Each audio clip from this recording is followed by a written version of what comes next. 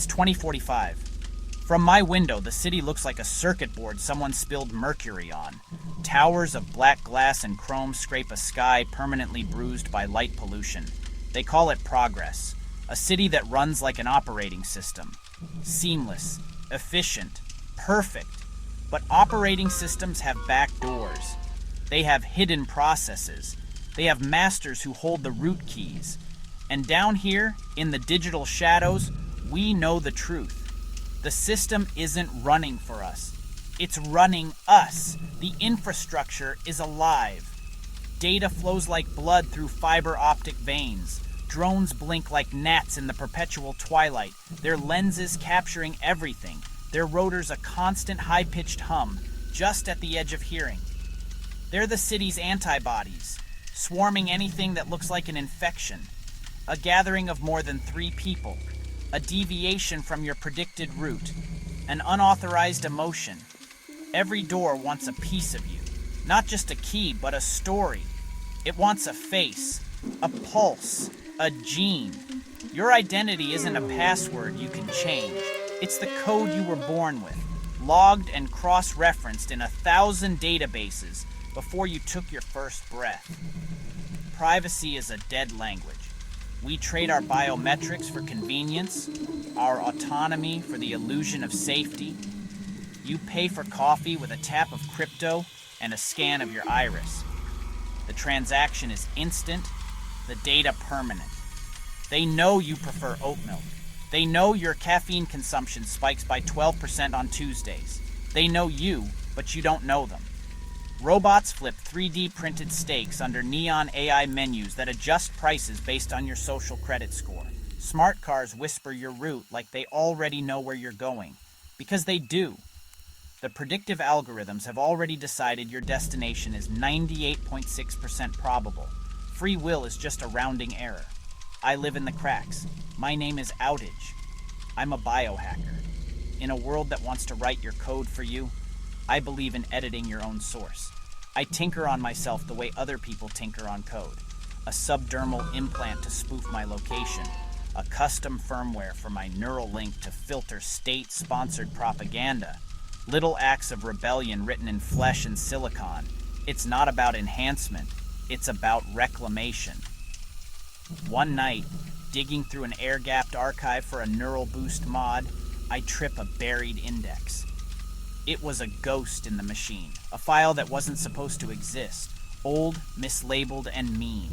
The street calls it the Epstein Files, a bogeyman folder full of conspiracy theories and digital ghosts. Most hackers think it's a honeypot, a trap, but this felt different. It felt heavy. What I find isn't tabloid fodder. It's not blackmail or compromat.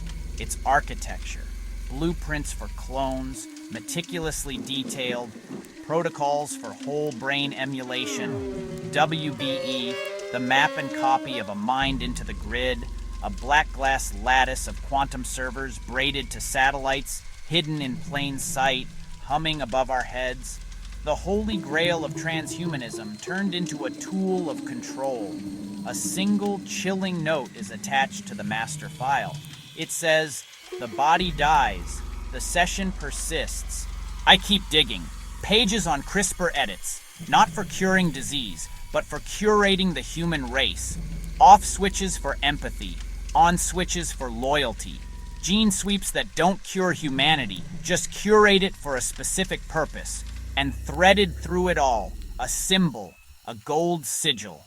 An Ouroboros eating its own tail, but the snake is a strand of DNA. It's the mark of an old order pretending to be eternal. They call themselves the Rosicrucians, not the mystics of old, but a new breed. The Rosicrucians of a golden age they're building for themselves, on the bones of our freedom. And then I find the hook, the centerpiece of the whole damn conspiracy. It's about our leaders, our president. Every president they lose, they don't lose. The neural link every world leader wears isn't just for security. It streams his life in real time.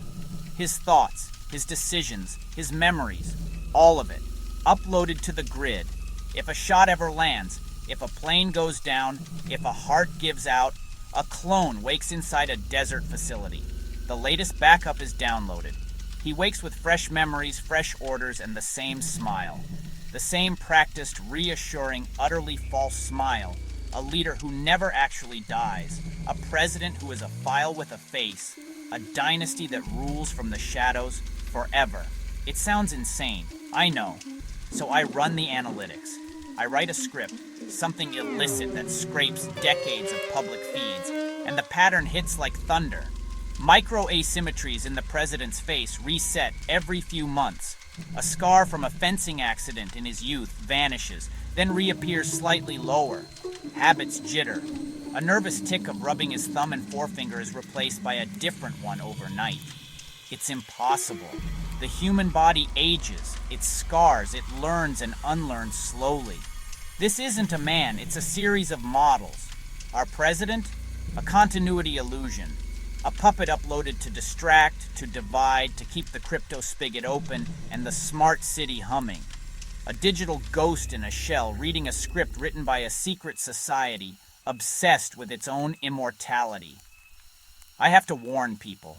I try to post what I've found on the deep web, on encrypted channels, but the system is already closing in.